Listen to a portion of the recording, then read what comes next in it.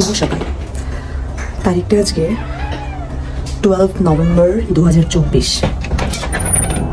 আমাদের জীবনের একটা বড় লং জার্নি আজকে সকাল থেকে শুরু করছি।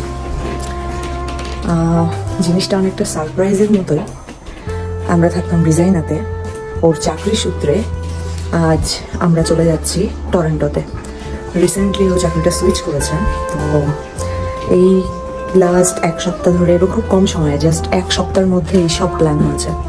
তো এই এক সপ্তাহের মধ্যে সব গুছিয়ে গেছিয়ে আমরা আমাদের বাড়ি ছেড়ে দিয়েছি। আজকে রয়েছে একটা দিদিদের বাড়িতে। এত অল্প সময়ে মানুষ যেভাবে মানুষকে আসলে আপন করে নেয়, সেগুলো আসলে মানুষের সাথে মেশার পরে বোঝা যায়। আজকে দেখাচ্ছি ব্যাকগ্রাউন্ডে সকাল বাজে 9টা। দিদি আরও 1 ঘন্টা আগে থেকে উঠে বসে পিঠা তৈরি শুরু করেছে, কারণ অনেক পিঠা পছন্দ করে। একটা ভিডিও করে নিয়ে যায় সকালবেলায় উঠে। দিদি সেই 7 সকালে উঠে থেকে এই ভাপা পিঠা শুরু করেছে। শুধু আজকের এই ভাপা পিঠা না, আগেও একদিন আমরা সকালে ঘুম থেকে 9টার সময় উঠে এসে ভাপা পিঠা, চিতই পিঠা খেয়ে গেছি। গতকালও আমরা দিদিদের বাড়িতে সকালবেলাতে পিঠা খেয়েছি। মানে যেহেতু অনেক চিতই পিঠা আর ভাপা পিঠা পছন্দ করে, দিদিকে যেই একবার বলেছে, দিদি এত দারুণ পিঠা বানায়, এটাও সত্যি কথা। মানে আমরা একজন টেবিলে বসছি আর মানে 10টা 12টা করে পিঠা শেষ করে দিচ্ছি। আর এবার একটু বাইরের দিকে যাচ্ছি, দাদা কাজে যাবে, তো দাদা জাস্ট গাড়িটাকে হিটে বসাতে গেছে, কারণ গাড়িটা যদি একটু স্টার্ট করে না রেখে যায় তাহলে তো গাড়িতে উঠেই জমে যাবে। এখানে ঠান্ডা বেশ পড়ে গেছে। এই জাস্ট স্নান করে খেয়ে দিয়ে আমরা রওনা দেবো। না না, আপনারা সত্যি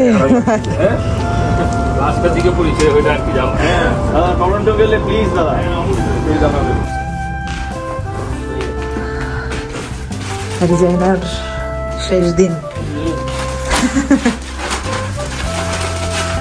ভাইয়া আগের দিন গিয়ে 10 কেজির ব্যাগ সব তুলে দিয়ে এসছে গাড়িতে, নইলে এই কোমর নিয়ে উনি আর নড়তে পারতো না। মাসিমা আসতেছে, মাসিমা সাবধানে থাকবেন। হ্যাঁ, দেখা হবে আবার। আবার দেখা। হ্যাঁ আমি যাচ্ছি, তুমি আসতে হবে। একটা কার্ড দিয়েছো।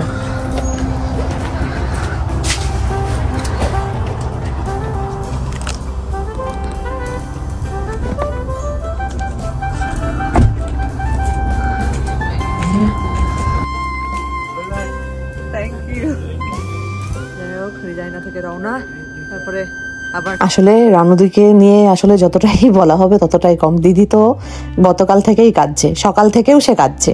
কি বলবো বলুন।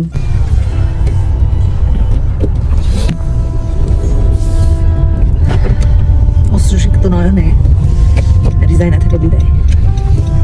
খুব কম সময় এর পরিচয়, কিন্তু ভালো মানুষের ভালো কাজগুলো তো সবসময় মনে থাকবে, এটাই স্বাভাবিক। আমাদের অ্যাপার্টমেন্টটা অলরেডি আমরা ছেড়ে দিয়েছি। জাস্ট ওই অ্যাপার্টমেন্টের একটা ভিডিও করে রেখেছি যে মানে অ্যাপার্টমেন্টটা ছাড়ার আগে অবশ্যই ক্লিন করে দিতে হয়। কালকে লোক এসেছিল, গতকাল লোক এসে পুরো অ্যাপার্টমেন্ট ক্লিন করে দিয়ে গেছে। তার জন্য ওকে পে করতে হয়েছে আই থিঙ্ক $60 or $70। তো যাই হোক, এই অ্যাপার্টমেন্টটা করছি, আর সাথে এই রিজাইনার গল্প। একটু ছোট করেই এই দাদা, দিদি আর মাসিমার পরিচয় দিই। দিদির সাথে পরিচয় অনেকের 2016-17 সাল থেকে, কিন্তু দিদি অনেকবারই অনেককে বাড়িতে নিমন্ত্রণ করেছে। আর সে হলো মানুষের উপরে ওনার অ্যালার্জি আছে, মানুষকে ভয় পায়, তো তা কোনোদিনও যায়নি। বিয়ের পর আমি যখন 2022 সালে এলাম, তখন হলো দিদির সাথে আমার হলো পরিচয়। সেই থেকে দিদিও অনেকবার বলেছে আমাকে বাড়িতে আসতে, কিন্তু সত্যি বলতে ওর কাজ আলাদা আলাদা জায়গাতে থাকার কারণে আর আমিও ঠিক সময় করে না ওঠার কারণে আমরা দিদিদের বাড়িতে সেইভাবে আসতে পারিনি। কিন্তু যখন আমরা এই শেষ মুহূর্তে বলতে পারেন, জাস্ট এই পুজোর আগ থেকে বা তারও 2-4 মাস আগ থেকে দিদিদের সাথে অনেক ক্লোজ রিলেশনশিপ হয়েছে। মানে দিদিদের বাড়িতে আসা, নিমন্ত্রণ খাওয়া, ওর ছাই ছাতা নানা রকম লেগেই আছে। তো তারপর থেকে দিদিদের সাথে একটা সত্যি পরিবারের মতন সম্পর্ক হয়ে গেছে। তো আমরা যখন শিফট করছি, দিদি যখন জানতে পারলো, দিদি প্রথমেই বলেছে, দিদি মাসিমা তারা সবাই, দাদা প্রথমেই বলেছে তোমরা অ্যাপার্টমেন্ট ছেড়ে দাও, আমাদের বাড়িতে শিফট করে যাও, ইজি হবে। কিন্তু সত্যি বলতে একটা সংসার গুছিয়ে নিয়ে বের হওয়াটা এতটা আসলে তো ইজি নয়। করতে করতে আমাদের আসলে অনেক সময় লেগে গেছে। সেইভাবে তাও এই লাস্ট 2 দিন এসে 2টো রাত এসে দিদিদের বাড়িতে রাতে আমরা ছিলাম। আর দাদা দিদিরা যে কি না করেছে মানে যতটাই বলবো কম হবে।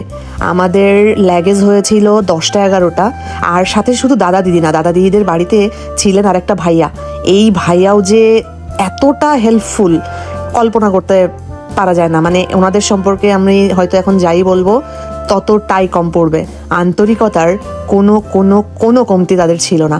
আর সত্যি বলতে এটা আমাদের রিজাইনা ছাড়তে আসলে চোখে জল এনে দিয়েছে। মানে অনেক সবসময় বলে আমি মানুষের সাথে মিশতে চাই না, তার একটাই কারণ আমি এই যে মানুষকে ছেড়ে যাওয়ার যে কষ্টটা, মানুষ থেকে দূরে যাওয়ার যে কষ্টটা, এই কষ্টটা আমার ভালো লাগে না মানুষের সাথে পরিচয় হওয়ার পরে। তো আসলে ব্যাপারটা সেটাই, মানুষের সাথে মিশছিলাম না, একরকম ছিলাম আমরা, কিন্তু মানুষের সাথে মেশার পরে মানুষ যখন এত আন্তরিক কথা দেখায় আর তারপর যখন তাদের থেকে দূরে যেতে হয়, সত্যিই অনেক কষ্ট লাগে। আর শুধু তো রানু দিদি নয়, আরও আমাদের জীবনে অনেকগুলো লোক আছে এই ডিজাইনাতে যারা সত্যিই আমাদেরকে অনেক অনেক ভালো স্মৃতি দিয়েছে। তাপস দাদা, প্রিয়াঙ্কা, রীতা আন্টি, দেবাশিস আঙ্কেল, অদিতি, রাজীব দা, জয়শ্রী বৌদি, মারিয়া ভাবি, নিতু ভাবি, সজীব ভাইয়া, তারিক ভাইয়া, জিগনা, আমার মানে যাদের সাথে আমি কাজ করতাম। মানে এখন যেন রিজাইনা একটা বড় পরিবার আমার জন্য। মানে আমরা কজনের নাম নেব।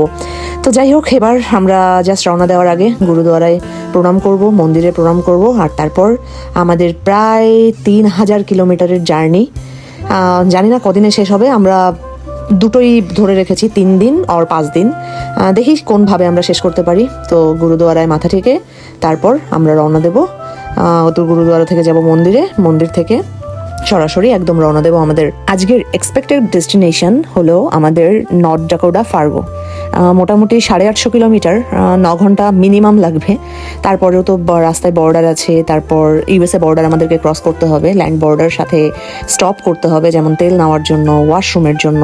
আর ওয়েদারও কেমন যায় দেখি, দেখা যাক। কেমন যেন একটা আনন্দ আর মন খারাপ দুটো একসাথে কাজ করছে। এই গুরুদুয়ারাতে আমাদের কত কত সময় কেটেছে। আর এবার চলে এসেছি আমাদের গুজরাটি হিন্দু সমাজ মন্দিরে, রিজাইনাতে। মন্দির হয়তো বা এখন বন্ধই পাবো, জাস্ট মন্দিরের দরজার সামনে থেকে প্রণাম করেই চলে যেতে হবে, কারণ মন্দির খোলার সময় এখন নয়। মন্দিরটা সবসময় খোলা থাকে না, যেমন গুরুদুয়ারা সবসময় খোলা থাকে, কিন্তু মন্দিরের দরজা সবসময় ওভাবে খোলা থাকে না, একটা নির্দিষ্ট সময়ে মন্দির খোলা হয়, বাট এটা সেই সময় নয়। তবুও একবার দেখতে এলাম যদি ইনকেস কেউ ভেতরে থেকে থাকে, কিন্তু হ্যাঁ অবশ্যই যেটা ভাবছিলাম সেটাই, মন্দিরে কেউ নেই। তো এখন যাব আমরা পেট্রোল ভরতে, অ্যান্ড দেন আমরা রওনা দেবো। দেখি আমরা কত কিলোমিটার জার্নি করি। আমরা এখন রিজাইনা থেকে শুরু করছি, 0 করে নিলাম, দেখা যাক কত কিলোমিটার ড্রাইভ করি। একটা বেজে 32 মিনিট, 132। বসে বসে খাচ্ছে। Long way to go. First পরে দেন আমরা ফিল আপ করে নিলাম 63.99, 43 litres. Then this was the total kilometer, 32,307, leaving Regina. এখান থেকে ইউএসএ বর্ডার পর্যন্ত আমি গাড়ি চালাবো, আর ইউএসএ থেকে ওকে গাড়ি দিয়ে দেবো, কারণ সত্যি বলতে ইউএসএতে গিয়ে, নতুন দেশে গিয়ে একটা গাড়ি চালিয়ে ভুলভাল যদি কিছু একটা করে ফেলি তো এত বড় একটা কেস খাওয়ার দরকার নেই। সো এখান থেকে আমরা ইউএসএ বর্ডারের জন্য আমি গাড়ি নিয়ে নিলাম, গাড়িটা আমি চালানো শুরু করলাম, আর তারপর যা করবে ওই যে লেখা রয়েছে সাউথ ইউএস বর্ডার।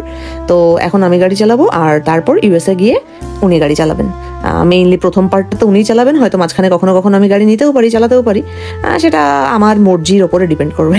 এই টিম অর্টনসেই হলো আমাদের প্রথম যাত্রা বিরতি। তখন বাজে 3:40, আর আমাদের বর্ডারে পৌঁছাতে পৌঁছাতে বেজে গেছিল 4:10।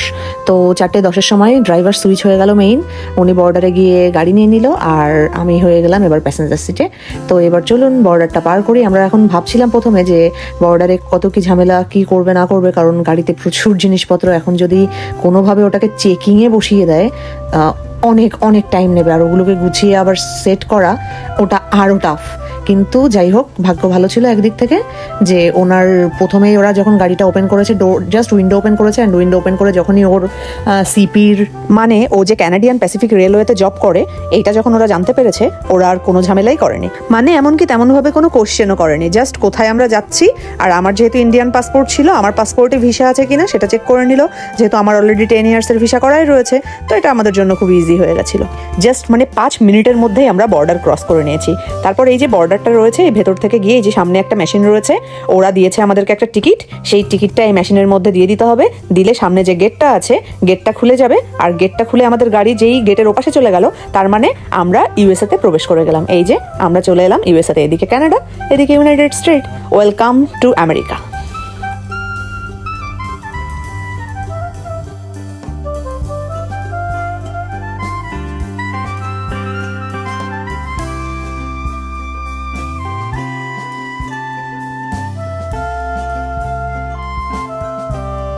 সময় 5:48, আমরা মাইনার ঢুকে গেছি। এখান থেকে জাস্ট জেমসটাউনের দিকে আমরা অগ্রসর হচ্ছি এখন। জেমসটাউন এখান থেকে 175 মাইলস। সো হিস্টোরিক ডাউনটাউন এখানে দেখাচ্ছে লেখা। যাই হোক, স্পিড অনেক বেশি আছে এখানে, তো মাইল পার আওয়ার, আমাদের কানাডাতে কিলোমিটার পার আওয়ার।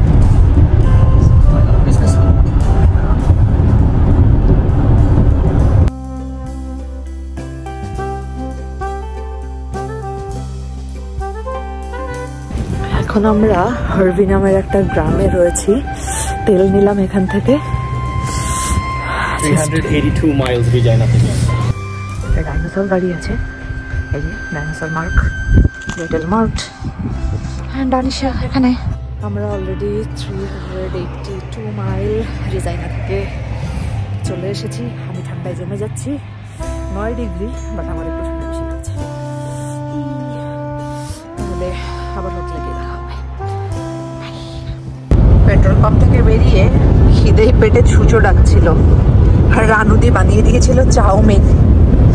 আগে জপ খেয়ে শেষ করে একটু মনে পড়লো না, একটু ভিডিওতে রাখি যে খেলাম কি।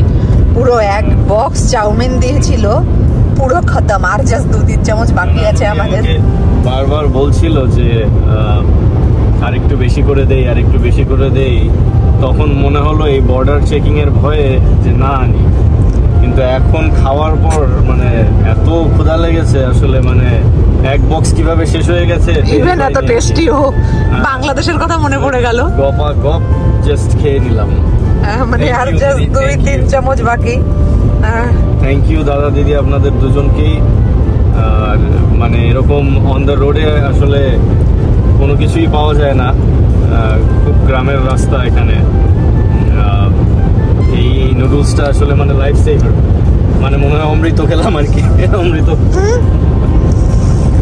যাই হোক, আর 1 ঘন্টার মধ্যে আমরা হোটেল ঢুকে যাব, আবার হবে হোটেলে গিয়ে দেখা।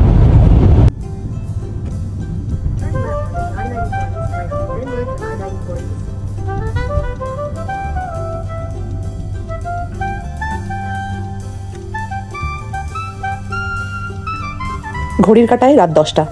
দুপুরবেলা 1:32-এ রওনা দিয়েছিলাম, আর 10টার সময় এসে পৌঁছালাম নর্থ ডাকোটাতে ফার্গো শহরে। তো এখানে এই হোটেলটা বুক করা হয়েছে।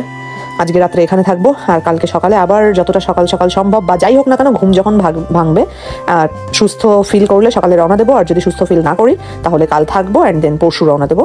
দেখি। আর প্রথমেই সবসময় আমার যেটা সবচেয়ে প্রিয়, ওর সাথেও ঘুরতে যাওয়ার সময় প্রথমেই হোটেল রুমে ঢুকে হোটেল রুমের একটা ভিউ নেওয়া। আর হোটেল রুমের এই পার্টটা আমার সব থেকে পছন্দের, যেখানে রান্নার ব্যবস্থাটা থাকে। আমার জন্য খুবই ইজি হয়, আমার সবসময় বাইরের খাবার খেতে ইচ্ছা করে না। এমনি রেস্টুরেন্টের খাবার টুকটাক তো ঠিক আছে, একবেলা একদিন খেলাম ঠিক আছে, কিন্তু প্রতিদিনই বাইরে খাওয়াটা আমার পোষায় না। মানে এখানে পোষায় না, ইন্ডিয়াতে পোষাতো।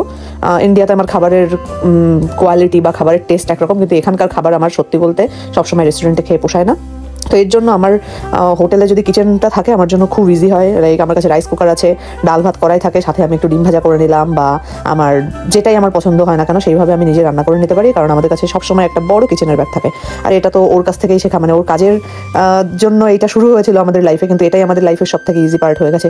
আর যাই হোক, গাড়িটা ও পার্কিং এখানেই করছে, ও টের পাচ্ছে না যে আমি রুমে রয়েছি, আমি শিওর, বাট ও গাড়িটার পার্কিং লটটা এখানেই পেয়েছে। আর বাইরে প্রচুর হাওয়া দিচ্ছে, প্রচুর ঠান্ডা, টেম্পারেচার যে খুব আহামরি রয়েছে, মানে খুব যে মাইনাস বা কিছু সেটা নয়, কিন্তু আমাদের বেশ ঠান্ডা লাগছে। তাহলে আজকের মতো আমাদের প্রথম দিনের জার্নিটা শেষ হলো। প্রায় 3000 কিলোমিটারের 825 কিলোমিটার অলরেডি আমরা চলে এসেছি, আর আজকে 825 কিলোমিটার আসতে আমাদের সময় লেগেছে 8.5 ঘন্টা। এইভাবেই আমাদের ডে 1 জার্নিটা শেষ হলো। তাহলে আজকের ভিডিওটা এখানেই শেষ করছি।